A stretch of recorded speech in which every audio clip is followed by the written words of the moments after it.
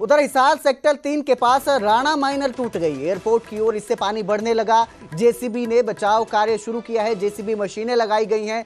लगातार बारिश से जो है इस तरह के हालात पैदा हुए हैं और लाखों एकड़ फसल जो है माइनर टूटने की वजह से खराब हो रही है। हजारों घरों में पानी घुस चुका है। ग्रामीणों ने पलायन करने की योजना बना ली है। 20 गांव में करीब 3 से 4 फीट पानी खड़ा हो चुका है। वहीं सरकार ने 276 गांवों के किसानों के लिए एक क्षतिपूर्ति पोर्टल भी खोला है ताकि वो अपनी खराब हुई फसलों के लिए यहां पे आवेदन कर सके, मुआवजे के लिए आवेदन कर सकें। आपको बता दें, गंगवा ड्रेन टूटने से रेलवे ट्रैक पर खतरा मंडरा चुका है।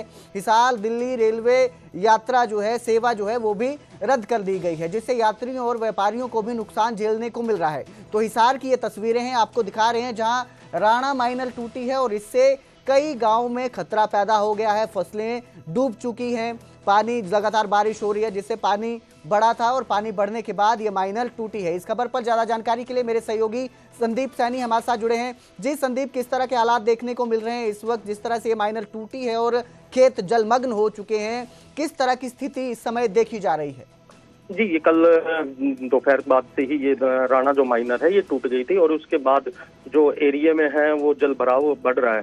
जो इसका जो प्रभाव है वो एयरपोर्ट की तरफ जो पानी है वो आ रहा है, लेकिन जेसीबी की मदद से पानी रोका जा रहा है। काफी खेत है जो काफी सैकड़ों जो फसल थी जिनकी उसमें जो खेतों में वो बर्बाद हो चुकी है। और जो इसका ज्यादा प्रभाव है वो एचयू यूनिवर्सिटी के जो किले थे, जो फसलें उगाई गई थी, उस पर ज्यादा इसका प्रभाव पड़ा है। इसके अलावा अगर जिले में बात कर ली जाए तो कल हिसार के जो उपायुक्त हैं उन्होंने कहा था कि जो 20 गांव हैं उनकी जो आबादी है, जो घर है, उस इलाके में पानी घुसा आ चुका है। और इसके अलावा सैकड़ों एकड़ जो फसलें हैं वो हिसार जिले में खराब हो चुकी है। हिसार जिले के जो नारनौल क्षेत्र है उसमें भी काफी इलाके में जल भराव है।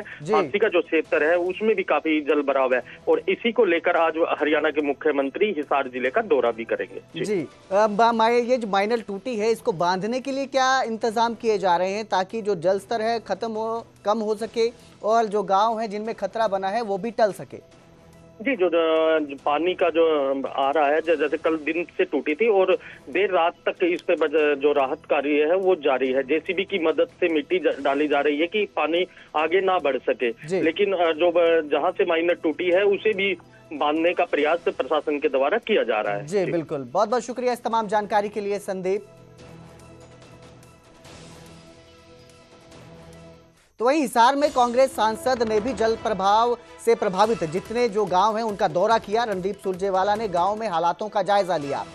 साबरवास, बधावाड़, गुराना, डाटा गांव में हालात का जायजा लिया गया। हिसार कांग्रेस भवन में उन्होंने फिर प्रेस कॉन्फ्रेंस की और सरकार पर निशाना साधा। जिस तरह की तैयारियां और जिस तरह के हालात पैदा हुए हैं उनको लेकर सरकार को निशाने पे लिया। उन्होंने कहा कि जगह जगह पानी भरा है। भिवानी रोहिला के पास घग्गर ड्रेन टूट गई है। हिसार भादरा हाईवे और सादुलपुर रेलवे ट्रैक पर भी पानी जमा है। ऐसे में उन्होंने सरकार पर निशाना साधते हुए कहा कि हरियाणा में डबल इंजन सरकार की बेपरवाही की वजह से इस तरह के हालात पैदा हुए हैं।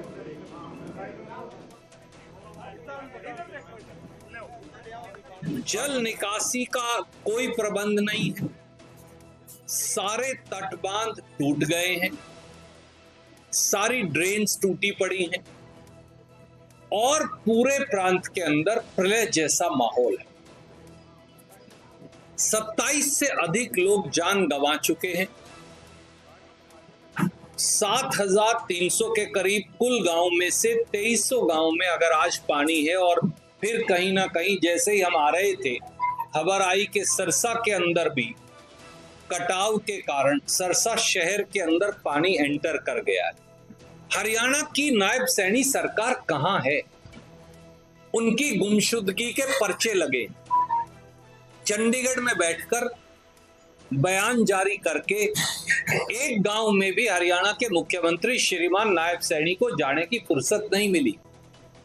अगले 15 दिन में शहर और गांव की आबादी से एक मिशन मोड में पानी की निकासी का प्रबंधन हो। उसके अगले 15 दिन में गांव की आबादी से, खेत से और खलिहानों से पानी की निकासी का पूरा प्रबंध हो। चाहे पंपिंग सेट्स लगाने की जरूरत हो, चाहे स्पेशल ड्रेन्स खोदने की जरूरत हो टेम्परेरी, तो पोर्कलेन मशीन्स आती हैं विद चेन्स। अगर उन्हें नहीं मालूम तो मैं बता देता हूं, उससे ये किया जाए और 30 दिन के अंदर पूरे प्रदेश से पानी निकासी हो।